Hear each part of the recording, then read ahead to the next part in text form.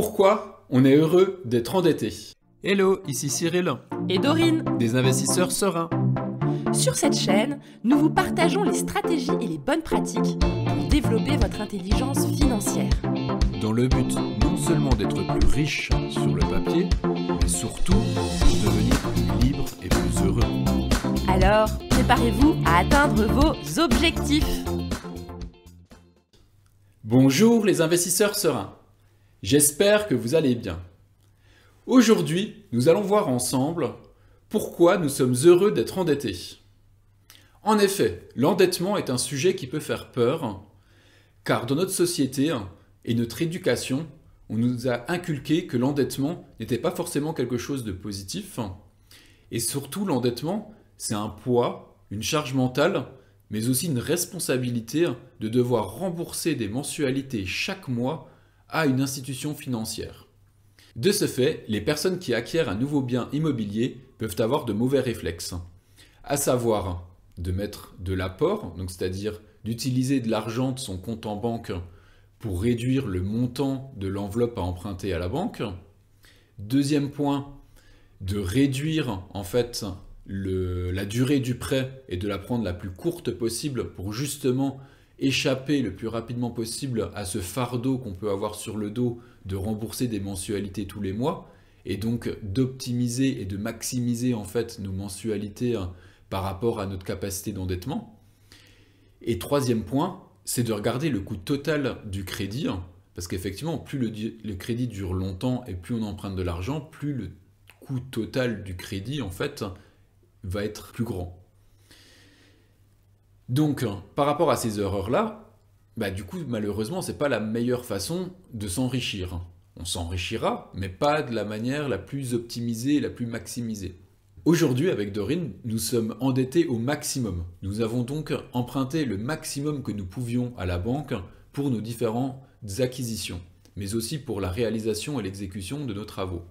Donc aujourd'hui, nous sommes très heureux d'être endettés au maximum, d'avoir optimisé et d'avoir eu le maximum d'effets de levier dans nos acquisitions et dans nos investissements immobiliers. Et aujourd'hui, ce qu'on peut voir, c'est que tous les mois, lorsque nous récoltons les loyers de nos locataires, nous remboursons les mensualités à travers ces loyers et donc nous nous enrichissons chaque mois de plus en plus par rapport au capital qui est remboursé auprès de la banque à travers le paiement des mensualités. Donc l'enrichissement en investissement immobilier se fait grâce à l'effet de levier que nous avons en utilisant l'argent de la banque.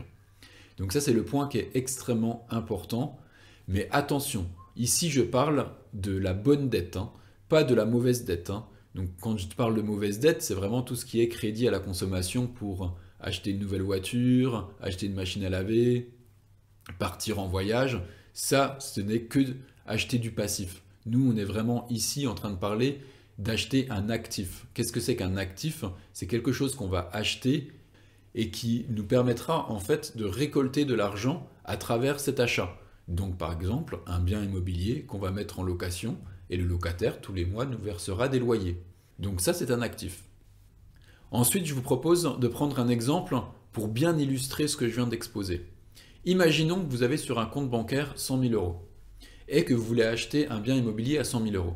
Alors, nous avons une première option. La première option, c'est de prendre les 100 000 euros de notre compte bancaire et d'acheter le bien immobilier en cash, sans passer par la case banque. Et du coup, nous sommes propriétaires d'un bien immobilier à 100 000 euros et nous avons un compte bancaire à 0 euros. Du coup, qu'est-ce que j'ai fait? J'ai juste transféré de mes liquidités billets en un patrimoine de 100 000 euros dans la pierre. Deuxième option, on ne touche pas et on garde bien au chaud nos 100 000 euros sur notre compte bancaire et je vais voir la banque et je demande 100 000 euros en prêt, en emprunt bancaire pour financer à 100% cette acquisition et ce bien immobilier dans lequel j'aurai mes locataires qui vont me reverser des loyers qui me permettront de payer les mensualités et chaque mois j'aurai mon compte bancaire de 100 000 euros qui sera potentiellement placé sur des supports et qui feront fructifier cela. Et j'aurai mes mensualités qui vont rembourser en fait un montant de capital. Donc qu'est-ce qui se passe? C'est que de mois en mois, mes 100 000 euros vont augmenter au fur et à mesure, et dans X années, dans 20 ans ou dans 25 ans, j'aurai un patrimoine de 100 000 euros plus les intérêts que j'aurai eus, plus la valeur de mon bien immobilier. Mais l'autre avantage, c'est de voir à long terme.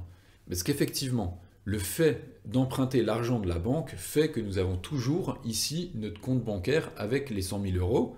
Et si nous avons optimisé notre durée de prêt au maximum pour réduire nos mensualités chaque mois, du coup notre zone d'endettement reste intéressante pour faire encore de nouvelles acquisitions.